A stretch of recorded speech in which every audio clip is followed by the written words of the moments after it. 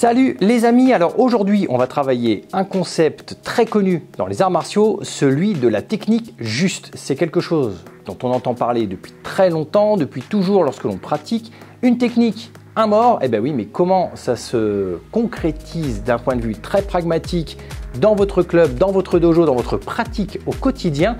On voit ça ensemble, c'est parti.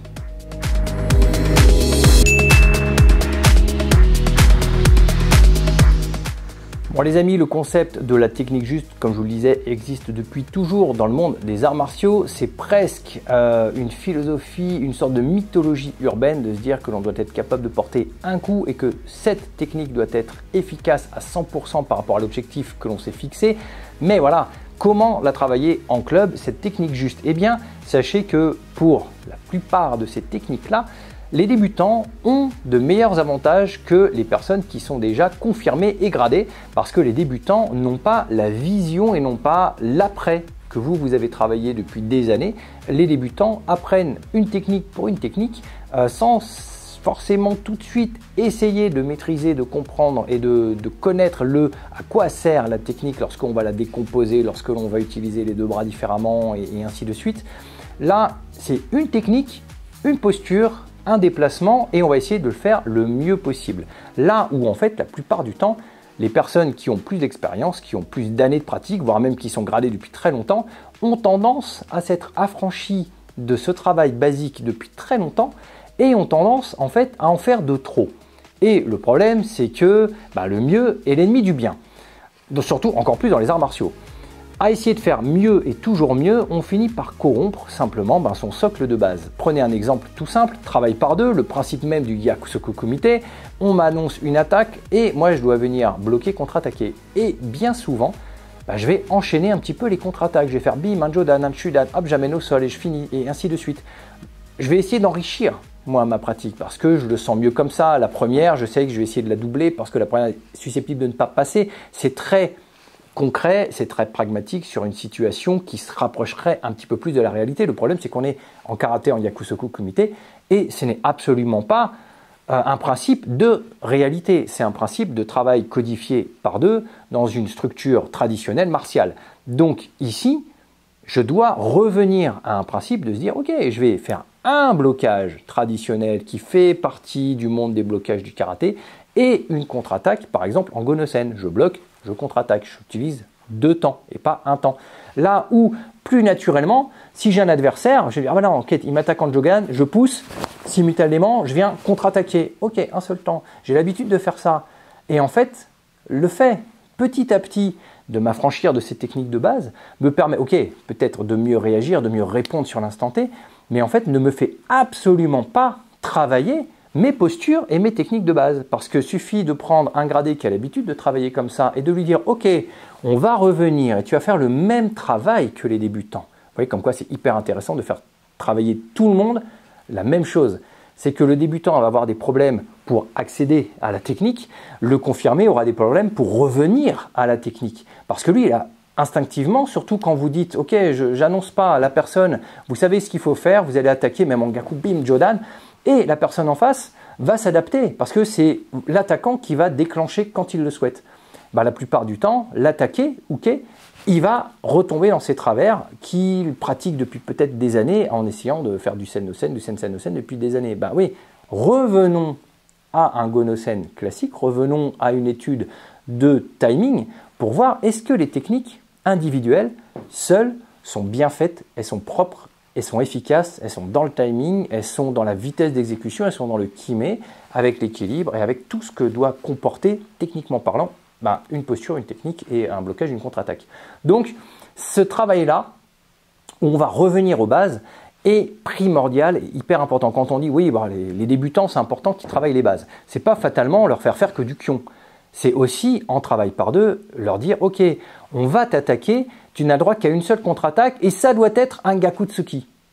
Et ça doit te positionner de façon à comprendre que ce Gakutsuki, il doit être à bonne distance et dans une zone qui n'est ni les hanches, ni les épaules, ni les bras. Vous voyez, on a compris l'idée. Dans des zones qui marquent. Donc, revenir à certaines bases, c'est aussi réfléchir différemment par rapport aux mauvaises habitudes qu'on a pu prendre. Maintenant, il faut bien comprendre que la technique juste, elle doit déjà l'être dans sa transmission, à savoir, on va pas faire des chutos comme ça si on est en Shotokan et que Maître Funakoshi est bien expliqué que on a presque 90 degrés entre le bras et l'avant-bras, que la main est comme ci, que là on a un point entre le buste. On revient à ces sources de positionnement pour être sûr que déjà de base, c'est bien fait. On a vu quand même beaucoup de dérives disciplinaires sur des personnes qui se posturent. Par exemple, si je me mets bien face à la caméra pour faire, alors vous n'avez pas forcément les pieds, mais c'est pas les pieds qui comptent. Voilà, je vais me mettre ici, voilà. Un chuto, je suis un peu dans l'ombre, hein. Et au lieu de faire vraiment des chutos effacés, on a des chutos de 3/4. Alors si vous êtes en Shitoryu, pourquoi pas? Si vous êtes en Shotokan, c'est problématique. Parce qu'en Shoto, on n'est pas censé se mettre comme ça, comme si on avait les hanches de face ou de 3/4. C'est pas ce qui est écrit dans les manuels. Donc, plus vous allez dériver d'une certaine façon, et moins la technique sera juste par défaut. Donc déjà, reprenons comment on se posture. Un chuto, on l'avait vu dans les détails techniques de Maître Funakoshi, c'est le même angle et c'est la même posture globalement du bras et de l'avant-bras que quand je fais un uchi. Okay, donc il va falloir, enfin même un soto, il va falloir retravailler déjà sa posture. Ensuite, la travailler de façon à ce qu'elle soit juste sur chacune des techniques. C'est-à-dire que c'est comme si vous faisiez du kion, mais chaque technique va être retravaillée indépendamment, sans faire de combo. Parce que c'est pareil, faites faire un kion à un gradé, très vite vous allez vous dire ok, tu pars en zenkutsu, tu bascules kukutsu, bim, tu repasses zenkutsu, tu refais un maigiri jambe arrière opposé derrière, gakutsuki, ce genre de choses. Donc il va avoir envie de bouger beaucoup plus. Allez, tu fais un mawashi, tu reposes kibadachi, gelanbare, tu réouvres zenkutsu, gaku, ce genre de choses. Il va avoir envie de ce développement-là. Mais plus il va le faire, en fait, c'est un petit peu ce que je vous disais sur les multiples disciplines au Japon, le petit tuto de la semaine dernière. Au Japon, on n'est pas dans cette théorie-là du tout, dans cette philosophie. C'est une chose et une chose bien. C'est tout, pour toute la vie. C'est un petit peu ça, le principe de la technique juste. C'est avant d'essayer d'en faire plein et de les faire moyennement, faisons déjà une technique, mais faisons-la bien. Avec vraiment le poids du corps où il faut, le transfert des masses comme il faut, avec la linéarité, avec la circularité des hanches, avec la verticalité de la colonne, avec beaucoup de choses. Est-ce que déjà tout ça c'est respecté? Est-ce que la technique est propre? Est-ce qu'ensuite on peut y mettre le souffle et le kimé et ainsi de suite? Et ensuite, est-ce qu'on peut l'appliquer cette technique? Regardez tout simplement dans votre club, qui bloque, main ouverte, en chuto, une technique qui arriverait avec un coup de poing? Par exemple un Otsuki. Il n'y a plus grand monde qui bloque en chuto. C'est pas monnaie courante, parce que c'est quand même assez difficile d'aller armer et développer son chuto plus rapidement que le coup de poing qui arrive, et pourtant c'est hyper intéressant. Surtout si vous restez dans l'alignement. Quand vous sortez de l'alignement, c'est un tout petit peu plus facile quand vous désaxez. Mais si vous restez dans l'alignement et qu'en plus vous évitez de reculer, que vous faites un tout petit assaut, un petit yoriashi arrière, ça devient très compliqué. Donc, revenons à nos moutons refaisons des techniques justes, une technique, et on la calibre. Et puis on passe à la deuxième, et puis on la calibre. Il faut que toutes les techniques de base de vos disciplines, là en l'occurrence du karaté, soient très bien faites et faites vraiment dans les règles de l'art. Ensuite, on peut les appliquer par deux. Et donc, au lieu d'aller chercher tout de suite du sen-no-sen, du sen-sen, revenons à du go-no-sen. Tu bloques, tu contre-attaques. Et là, on regarde, est-ce que le blocage est bien fait dans une bonne posture avec donc toutes les valeurs techniques dont on a parlé? Est-ce qu'ensuite, la contre-attaque est à distance? Est-ce que le déplacement de la contre-attaque est bien fait et dans toutes les valeurs qu'on a listées jusqu'à présent? Donc, en revenant à ces bases-là, on va petit à petit se reconstruire sur une technique qui est juste avant d'aller chercher des fioritures encore plus pour les personnes qui ont déjà des surcouches. On en parlait aussi la semaine dernière ou il y a 15 jours.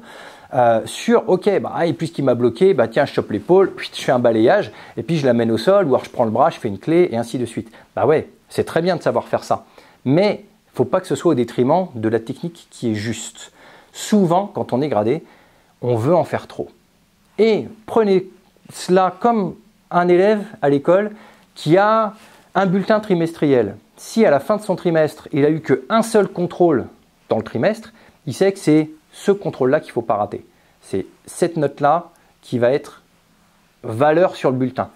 Si, au lieu de cela, il a 20 contrôles, il sait que même s'il y en a une qui est moins bien, il pourra se rattraper et ainsi de suite. Ça va être une sorte de moyenne générale, un peu bloubi-boulga si on le transpose dans les arts martiaux. Le fait de faire, même en kion, même en passage de grade, si vous faites des passages de grade, le fait de faire des combinaisons très compliquées, ça a ses vertus, bien sûr. Mais ce n'est pas les vertus de la recherche de la technique juste. Parce que souvent, plus on va faire des techniques et moins les techniques indépendantes seront très belles et très justes. Souvent, elles vont se corrompre les unes des autres. Donc, il faut déjà réapprendre à faire la technique juste avant de commencer à la compiler comme un mec qui ferait de la musique. Avant de lire une partoche avec plein de notes et plein de temps différents, parce que la musique est quand même extraordinairement proche des arts martiaux, puisqu'on va parler de l'espace et du temps. Là, en l'occurrence, il va déjà falloir qu'il travaille sur sa note. Chaque note ne doit pas être fausse, ne doit pas être un canard. Il faut déjà bien travailler ses grilles et ses notes indépendantes avant de pouvoir les lier et avant de pouvoir faire quelque chose de joli à l'écoute. Voilà, dans les arts martiaux, c'est un petit peu la même chose. Donc, même vous, est-ce que vous pratiquez cette façon déconstruite? Se vous dire, ok, moi je le dis souvent aux gamins, hein, quand on a des cours enfants, quand on fait un kata, je leur dis chaque mouvement, chaque temps en fait est un wagon. Et on apprend indépendamment chaque wagon. Par exemple, le Gedanbare, c'est un wagon. Il faut déjà bien savoir faire cette technique-là. Et puis, on va déjà faire le plus juste possible. Et puis, le Otsuki, même chose. Et en fait, un kata, c'est un train qui est composé de plusieurs wagons. Et selon les techniques, on va prendre le wagon du Gedanbare, on va le mettre là. On va prendre voilà. Et petit à petit, on va construire son train. Bon, ils sont petits, hein, ils ont besoin de cette image-là pour essayer de comprendre qu'en fait, on va composer avec plein de wagons qu'on apprend indépendamment. Et en fait, il faut que chaque wagon soit propre, soit beau. Il faut que chaque technique soit belle. Hop, et passer au wagon suivant, et passer au wagon suivant. Et ça ne doit pas être un kata qui doit être perçu comme une seule et grosse technique qui est décomposée en 20 ans. Bah non, parce que sinon on risque d'avoir aussi quelque chose de très blooby-boulga. Pour les katas supérieurs, les katas très complexes, pour ceux qui vont faire des katas, même il y a des katas Shito, où quand même au niveau de la mobilité des bras, c'est assez compliqué. Ben, avant d'essayer d'être rapide, décomposons temps par temps chaque technique pour voir si déjà chaque technique est faite correctement. Donc ça, c'est aussi très, très important dans notre vie de pratiquant, d'essayer de se dire, ok, technique juste, on coupe notre savoir-faire et on revient à quelque chose de débutant et de simple. Mais pas forcément parce qu'on sait, hein, je suis ceinture noire, Alien Shodan c'est un peu plus dur parce que c'est le premier kata, mais on y arrive toujours plus ou moins parce que c'est dans un ensemble. C'est trop simple. Revenons à des choses encore plus simples, entre guillemets, sur du kion, sur du travail par deux. Et rien que dans le travail par deux, c'est extrêmement révélateur parce qu'on a pris nos habitudes, on a envie d'écouter nos réflexes, et la technique juste, c'est pas des réflexes. Allez, c'est tout pour cette semaine, portez-vous bien. Ciao!